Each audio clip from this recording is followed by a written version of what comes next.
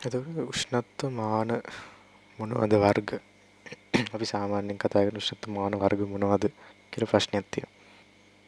අපි දැනට පාවිච්චි කරන උෂ්ණත්ව මාන කියන්නේ අපිට සිලබස් එකේ අපි දැනට නිකන් නම් වශයෙන් දැනගන්න උෂ්ණත්ව මාන වර්ග 6ක් වගේ තියෙනවා. හරිද? පළවෙනි එක අපි දන්නවා ද්‍රව වීදුරු උෂ්ණත්ව මාන. හරිද? ඒකට අපි මෙහෙම ඔය වගේ අපි දැන් ගොඩක්ම දන්නේ ඒකනේ. ඔය මධ්‍යසාර වීදුරු උෂ්ණත්ව මාන අපි ගාව ගොඩක් ලැබ් වල පාවිච්චි කරන රසදිය වීදුරු උෂ්ණත්ව මාන. ඒවා තමයි තියෙන්නේ. ඒතකොට මේ අපි උෂ්ණත්ව මාන ගැන දැනගන්න ඕනේ මොනවද? උෂ්ණත්ව මාන තුනක් ගැන ගොඩක් දෙකක් ගැන නම් අනිවාර්යෙන් දැනගන්න ඕනේ. හරිද? එතකොට එක උෂ්ණත්ව මානයක් තියෙන එක දැනගෙන ඉන්න එක කෝකටත් හොඳයි. මේක අනිවාර්යෙන් දැනගන්න ඕනේද කියන ප්‍රශ්නේ තියෙනවා. ඒනොට ටික දැනගන්න ඉන්න එක කෝකටත් හොඳයි. හරිද? එතකොට අපි උෂ්ණත්ව මානයයි උෂ්ණත්ව මානයේ අපි පාවිච්චි කරන උෂ්ණත්ව මිතික ගුණයයි ඊළඟට උෂ්ණත්ව මිතික ද්‍රව්‍යයයි ගැන තමයි අවධානය යොමු කරන්නේ. හරිද? එතකොට අපි උෂ්ණත්ව මාන ගැන වශයෙන් කතා කරන ගත්තොත් අපි 6ක් විතර කතා කරනවා. පළවෙනි එක ද්‍රව වීදුරු උෂ්ණත්ව මාන. අනිත් එක තමයි ඊළඟ එක තමයි නියත පරිමාවක් තියාගත්ත වායු උෂ්ණත්ව. අනිත් එක තමයි නියත පීඩනයක් තියාගත්ත වායු උෂ්ණත්ව. ඊළඟට ප්‍රතිරෝධ උෂ්ණත්ව මාන අපි කතා කරනවා. විකිරණ අග්නි මාන ගැන කතා කරනවා. ආය තාප විද්‍යුත් යුග්ම ගැන කතා කරනවා. එතකොට මේ එක එක ගැන කතා කරමු. අපි දැන් මේ ඉස්සලා අනවශ්‍ය ටික මුලින්ම කතා කරමු. නිකන් දැනගන්න ඕන ටික. නියත වායු උෂ්ණත්ව මාන තියෙනවා. වායු උෂ්ණත්ව මාන වර්ග දෙකයි. නියත පරිමා වායු උෂ්ණත්ව මානයි. නියත පීඩන වායු උෂ්ණත්ව මාන. එතකොට PV සමානයි nRT එක ගත්තා. nRT කියන සමීකරණය ගත්තාම අපි මොකක් හරි නියත වායු මවුල ප්‍රමාණයක් තියාගත්තොත් ඒ කියන්නේ නියත වායු ස්කන්ධයක් තියාගත්තොත් R කියන එක කොහොමත් නියතයක්නේ. එහා පැත්තේ PV ගුණිතය අනුලෝම සමානුපාතික වෙනවා නිරපේක්ෂ උෂ්ණත්වයට. හරිනේ කතාව. එතකොට අපිට PV ගුණිතයෙන් අපි එකක් නේ තෝරගන්න ඕනේ උෂ්ණත්ව මිතික ගුණය විදියට. අපි P තෝරගන්නවා නම් කියන්නේ අපි පීඩනය තෝරගන්නවා නම් අපි අනිවාර්යෙන් පරිමාව නියත කරන්න ඕනේ. අපි පරිමාව තෝරගන්න ඕන උෂ්ණත්ව මිතික ගුණය විදිහට අපි අනිවාර්යෙන් පීඩනය නියත කරන්න ඕනේ. නැත්තම් මොකද වෙන්නේ? උෂ්ණත්වය වැඩි වෙනකොට PV ගුණිතයනේ නියත. එතකොට P වැඩි වුණොත් එහෙම V අඩු වෙනවා.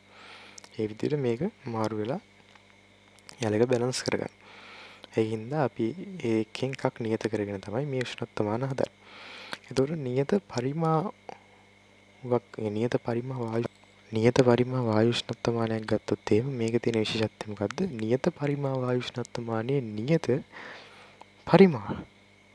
හැබැයි ඒකේ අපි මනින උෂ්ණත්ව මිතික ගුණය තමයි ඒ වායුවේ ඒ වායු ස්කන්ධයේ පීඩනය.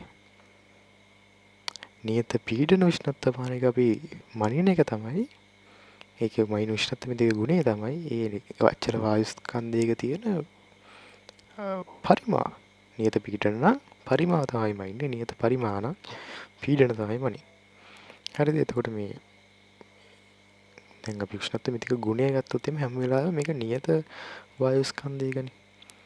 අපි එනුත් නියත කරන්න බෑ හැබැයි එතන නියත වායු ස්කන්ධයක පරිමාව තමයි නියත පීඩන උෂ්ණත්ව මානයකදී අපි මනින්නේ. නියත වායු ස්කන්ධයක පීඩනය තමයි අපි නියත පරිමා උෂ්ණත්ව මානයකදී මනින්නේ. ඒතර මේ වායු උෂ්ණත්ව මාන වල ගොඩක් වෙලාවට හීලියම් යොදා ගන්නවා. නිකන් සාමාන්‍ය වායු ගෝලීය වාතය ගන්නවා. නයිට්‍රජන් ගන්නවා. අය හයිඩ්‍රජන් ගන්නවා. ඒ වගේ. එතකොට අපි වායු උෂ්ණත්ව මාන ගැන ඉතින් කතා කරා. හරිද? වායු උෂ්ණත්ව මාන දෙකයි නියත පීඩන නියත පරිමා. හරි. ඊළඟට අපි ප්‍රතිරෝධ උෂ්ණත්ව මානය ගැන කතා කරොත් එහෙම ප්‍රතිරෝධ උෂ්ණත්ව මානය ඇවිල්ලා ඒක චුට්ටක් තියෙනවා. අනිත් එක තාප විද්‍යුත් යුග්ම ගැන කතා කරමු. තාප විද්‍යුත් යුග්ම උෂ්ණත්ව මානයක් කියලා කියන්නේ අපි වර්ග දෙකකින් කියන්නේ මොනවා හරි වර්ග දෙකකින් හදපු කම්බි දෙකක් අරගෙන කෙලවරවල් එකට හඹරලා එකට අමුණලා අපි මේ උෂ්ණත්ව මානය මොකද කරන්නේ? එක කෙලවරක් නටන වතුර දැම්මොත් එහෙම අනිත් කෙලවර අයිස් වල දැම්මොත් එහෙම මේකේ මොකද වෙන්නේ? ඒ කියන්නේ මෙහෙමයි. හරිද? ගන්න කම්බි දෙක තියෙන්නේ. මේ කම්බි දෙකේ ප්‍රතිරෝධය වෙනස් වෙන්න ඕනේ. එකක ප්‍රතිරෝධය වැඩි වෙන්න ඕනේ. අනිත් එකේ ප්‍රතිරෝධය අඩු වෙන්න ඕනේ. ඊට පස්සේ මේ කම්බි දෙක කෙලවරින් ඔතලා ඊට පස්සේ මේක අපි එකක් සීතල වතුර දානවා. කියන්නේ එකක් කකුලක් සීතල වතුර දානවා. අනිත් කකුල අපිට පුළුවන් නටන වතුර දාන්න. නැත්නම් සිර්සි සංසක 30ක දාන්න. හරිද? 40ක දාන්න. 50ක දාන්න. මෙන්න මෙහෙම මයින්කොට මේක හරහා විද්‍යුත් ගාමක බලයක් නිර්මාණය වෙනවා. ඒ කියන්නේ හරියටම කියනවා නම් මේක හරහා මේ කම්බි දෙක හරහා ධාරාවක් යන්න පටන් ගන්නවා. ධාරාවක් කියන්න අනිවාර්යෙන් තියෙන්න ඕනේ වෝල්ටීයතාවය. කියන්නේ ධාරාවක් ගලන්නේ වෝල්ටීයතාවයක් හැදුනොත්. වෝල්ටීයතාවයක් හැදෙන එකට අපි ඉලෙක්ට්‍රෝනයකට වෝල්ටීයතාවයක් ලබා දෙන්න පුළුවන් හැකියාවට අපි කියනවා විද්‍යුත්ගාමක බලයක් කියලා. ඒතර විද්‍යුත්ගාමක බලයක් මේකේ හැදෙනවා. අපි මේ විද්‍යුත්ගාමක බලය කොච්චර හැදෙනවද කියන එකෙන් තමයි තාප විද්‍යුත් යුග්මවල මේ උෂ්ණත්වය කියන්නේ ඒක කොච්චර විද්‍යුත්ගාමක බලයක් හැදෙනවද කියන එක තමයි අපි මේකේ උෂ්ණත්වමිතික ගුණය විදියට ගන්න. හරි ලොකු උෂ්ණත්වවලදී ලොකු විද්‍යුත්ගාමක බලයක් හැදෙනවා. ඒ කියන්නේ ඒක වෝල්ටේජ් එකක් තමයි වෝල්ට් වලින් තමයි මනින්නේ. අපි කියනකොට විද්‍යුත්ගාමක බලය ඉලෙක්ට්‍රෝමෝටිව් ෆෝස් එක E කියලා කියනවා. එතකොට තාප විද්‍යුත් යුග්මයක උෂ්ණත්වමානයක මොකද්ද උෂ්ණත්වමිතික ගුණය මේ විද්‍යුත්ගාමක බලය. හරි එතකොට මේකට අපි ගොඩක් කරලා ප්ලැටිනම්ුයි රෝඩියම්ුයි මිශ්‍ර කම්බි දෙකක් පාවිච්චි කරනවා. හරි එතකොට තඹයි යකඩයි පාවිච්චි කරනවා කම්බි දෙකක්. එහෙම අර මේවා ඇයි මේ කම්බි දෙකම පාවිච්චි කරන ප්‍රතිරෝධය වෙනස් වෙන කම්බි පාවිච්චි කරන්න බැයිද කියලා ප්‍රශ්නයක් තියෙනවා. නෑ ඒවා පාවිච්චි කරන්නත් පුළුවන්. හැබැයි මේක අපිට පහසුයි. ප්‍රැක්ටිකලි ගොඩක් පහසුයි මේ තාප විද්‍යුත් යුග්ම වලදී අර මං කියන ඔය මේ ලෝහ පාවිච්චි කරපු එක. මතක තියාගන්න ඕනේ නෑ ඇත්තට මේක. හරි ඒක නිකන් දැනුවත් වීම සඳහා තියෙනවා. ඊළඟට විකිරණ අග්නිමාන තියෙනවා. විකිරණ අග්නිමානයක උෂ්ණත්වමානයේදී උෂ්ණත්වමිතික ගුණය විදිහට ගන්න විකිරණ තීව්‍රතාවය. තප්පරයකට කොච්චර විකිරණ තීව්‍රතාවය. හරි. එතකොට ඒක උෂ්ණත්වමිතික ගුණය දරාගෙන ඉන්න උෂ්ණත්වමිතික ද්‍රව්‍ය තමයි තාප විකිරණ. මේකේ මේ විකිරණ තීව්‍රතාවය කියන්නේ මොකද්ද? තාප විකිරණ කියන්නේ මොනවද කියන එක අවසාන හරි පදාර්ථ විකිරණ පාඩුවේ උගන්වනවා. හරි. ඒතකොට ඒක සම්බන්ධයෙන් ලොකු එකක් නෑ. අනික මේක මේ දැන් කියන්නේ මේ උෂ්ණත්වමානය ගැන ඉගෙන ගන්න ඕනේ කියලා නෑ. එතකොට අපි දැන් ප්‍රධාන වශයෙන් කතා කරන තියෙන උෂ්ණත්වමාන වර්ග දෙකක්. හරිද? එතකොට පළවෙනි එක තමයි තාප විද්‍යුත් යුග්ම උෂ්ණත්වමානය. තාප විද්‍යුත් යුග්ම උෂ්ණත්වමානය තමයි වෙනියන් මාර විදිහට කතා කරන්න ඕනේ එකක් විදිහට තියෙන්නේ. ඒතර අපි ඒක ගැන දැන් කතා කරන්නේ. හරි.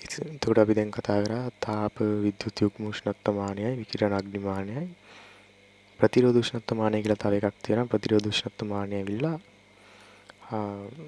ඒකේ මනින්නේ විද්‍යුත් ප්‍රතිරෝධය. ඒ කියන්නේ උෂ්ණත්වයත් එක්ක යම්කිසි ද්‍රව්‍යයක ප්‍රතිරෝධය වෙනස් වෙනවා. ඒ වෙනස් වෙන ප්‍රතිරෝධය තමයි උෂ්ණත්වමිතික ගුණයක් විදිහට මනින්නේ. ඉතින් අපි ගොඩක් වෙලාවට ඒ උෂ්ණත්වමිතික ගුණය තියෙන ද්‍රව්‍ය විදිහට ප්ලැටිනම් තමයි ගන්න. අපි වායු උෂ්ණත්වමාන ගැන කතා කරා, ප්‍රතිරෝධ උෂ්ණත්වමාන ගැන කතා කරා, තාප විද්‍යුත් යුග්ම, විකිරණ අග්නිමාන. ඊළඟට වීදුරු ද්‍රව උෂ්ණත්වමානය ගැන තමයි කතා කරන්න තියෙන්නේ. වීදුරු ද්‍රව උෂ්ණත්වමානය ගොඩක් වෙලාවට ඒකෙත් නියත ද්‍රව ස්කන්ධයක. හරි. නියත ද්‍රව ස්කන්ධයක පරිමාව තමයි ගොඩක් වෙලාවට ගන්නෙ. දිග නෙමෙයි පරිමාව. පරිමාව තමයි උෂ්ණත්වයත් එක්ක වෙනස් වෙන්නේ.